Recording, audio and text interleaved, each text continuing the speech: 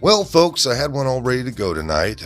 I was going to jump on here as soon as I pulled into town this evening and start ranting about the idiot Republicans and this insane spending package. But I did what I shouldn't have, and I looked around my favorite news websites before getting started this evening and found some breaking news from our wonderful friends over at YouTube. So here we go. Going to be a little bit of a change up this evening. You'll likely remember in early December of 2020, Google-owned social media platform YouTube announced that they would begin enforcing yet another new policy about what they considered, quote, misinformation about the results of the 2020 presidential election. Well, now the platform admits that due to the policy, it took down user videos numbering in the, quote, tens of thousands. But they did forget to mention all the channels they wiped out. Well, guess what? Now the big tech company has announced it's doing an about-face on the policy beginning immediately. YouTube wrote in a blog post Friday that it will stop its policy of removing the videos from the platform.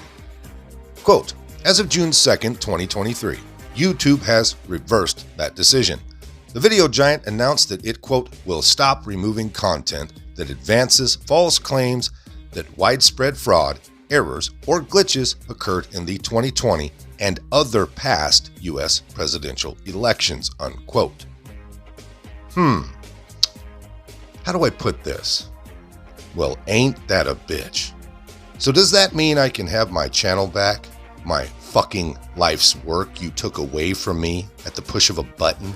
Simply because, like the Bat Stew and Epstein, and eventually climate change, and a million other bullshit mainstream media concoctions, you and they were wrong.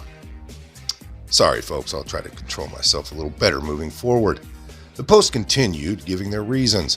And no, they didn't mention Hunter Biden's laptop or the FBI and every other three-letter mafia basically running Twitter, Facebook, and Insta-idiot at the time, manipulating any fence-sitter left out there to vote for our current drooler-in-chief. The article continued, quote, the Google-owned service in an unsigned blog post Friday tried to explain it this way, quote, in the current environment, we find that while removing this content does curb some misinformation, it could also have the unintended effect of curtailing political speech without meaningfully reducing the risk of violence or other real-world harm, unquote. YouTube also noted, quote, as with any update to our policies, we carefully deliberated this change, unquote. Translation, we lost a lot of big-time players in the conservative content creation space and need to at least look like we're lightening up on something so that we can hopefully keep the few that are left because we, like Bud Light and Target, are finding out the conservatives will eventually take a stand. Looking towards the 2024 election season that is just getting underway, the company, as it does, wrote some straight-up gibberish so that they can still do whatever the hell they want to do. They started off with, quote, the ability to openly debate political ideas, even those that are controversial or based on disproven assumptions, is core to a functioning democratic society, especially in the midst of election season, unquote. Now, YouTube perhaps, at least I think, in an attempt to assuage criticism from leftists and their media allies, cautioned that not all of its, quote, misinformation rules are being wiped away from this move. Now, folks, here comes the real gibberish and doublespeak.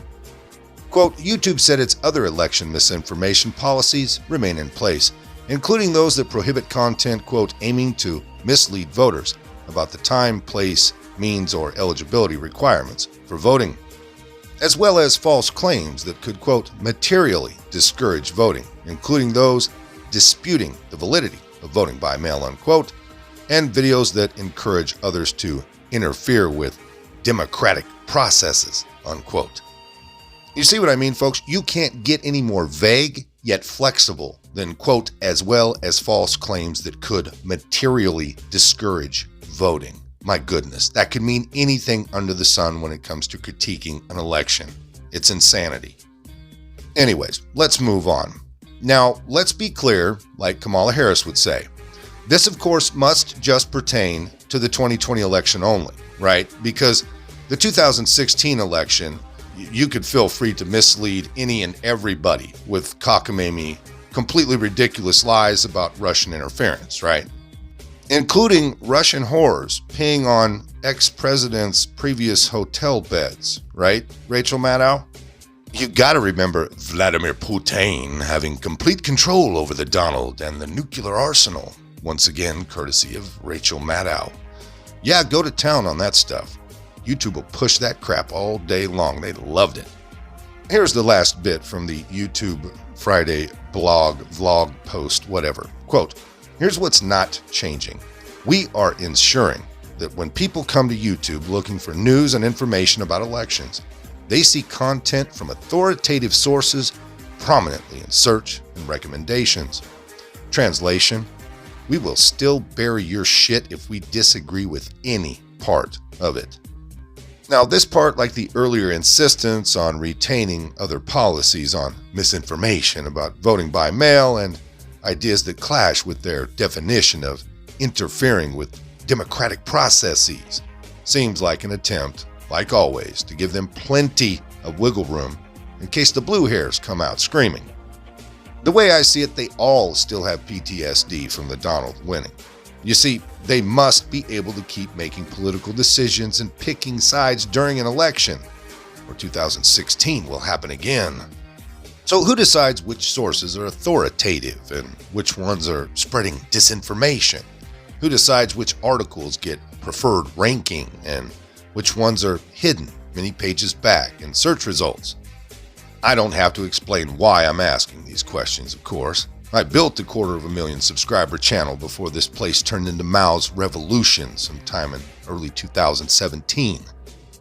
The crap they're shoveling, it's such bullshit, and anybody on the inside can see it. It's so obvious. This is partially why I have so much animosity towards some of these older content creators that have so much power and influence, like Steven Crowder or Tim Pool. Everything these people do is politically driven. It's as obvious as the day is long. Right now, I have probably a 99.8% like to dislike ratio on pretty much everything I do. Yet my videos go nowhere, folks. The channel picks up, 5 to 10 subscribers every week or two. It's truly disgusting. If you compare that to 5 years ago, when it wasn't uncommon to pick up 200 to 500 a day on a decent day. I shouldn't say a decent day. 500's a pretty damn good day. That's a homeless video went viral kind of day. Anyways, at this point, I'm just rambling on, so I'll close with this. Conservatives have always gotten way more views, engagement, and support on this platform. So they had to cheat, just like their Democrat brethren, in every way possible to hold us back. No, my channel is gone forever. So what do we do from here? We rebuild and we spread the content and hope that someday, I don't know, maybe Elon Musk buys this bitch and unshackles the truth tellers, right? Well, I appreciate your patience on this one. I guess I'm just like an old dog. I've got to go out in the backyard every once in a while and just bark at a tree, get it out of my system. Anyways, most of this came by way of me. If you liked it, hit that like button. Subscribe if you haven't. Leave a comment down below. There's a PayPal link in the description box, so please put $1 in the bucket on the way out the door. I'd like to thank everyone for all your donations. They're much needed and much appreciated. Now, with all that being said, we'll see you next time. Come on, move. Move. Easy, easy.